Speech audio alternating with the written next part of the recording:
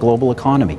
The G8 and the G20 have been vital to respond to a global response to the crisis, to ensure we first didn't have a Great Depression, and now that we are coming out through a recovery. We set important goals in that summit, including deficit and debt reduction targets for the world that Canada will achieve well ahead of time. So, you know, in this day and age where you're in a global economy, you have to be part of the global process. For every one lie you tell, you have to invent 2 or 3 to protect yourself from the first one.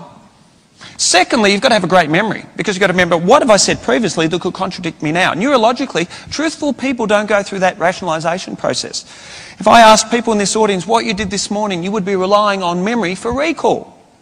So you would find your memories, your feelings, emotions, descriptions would be much more comprehensive. Whereas if you're fabricating or embellishing, you can't rely on that. Research shows us under MRI scanning, when we fabricate, embellish and make things up, we use 3 parts of our brain. Whereas if you're recalling information, we only require 1 part of that brain. We set important goals in that summit, including deficit and debt reduction targets for the world that Canada will achieve well ahead of time. We call that lying by omission. People will only tell you what they want you to know. It's up to a good interviewer to ask good, direct, probing questions. Sometime, but let me ask you simply this. Will you support my suggestion that we meet and arrange with the Auditor General for that report on the funds for the G8, G20 to be released, now that it's already been leaked in various versions? Let's have her final report released. Will you go along with that? Well, I'd be absolutely happy to see the real report. Mr. Layton, well, then bring it out. Bring it out. Well, first of all, it's the Auditor General's report. What are you afraid of? It's not the government. What are you waiting for? And often, 9 times out of 10, we listen to the content of what people say. We listen to what they say and we try to find fault with that content. The problem is this: what if that person is so well rehearsed?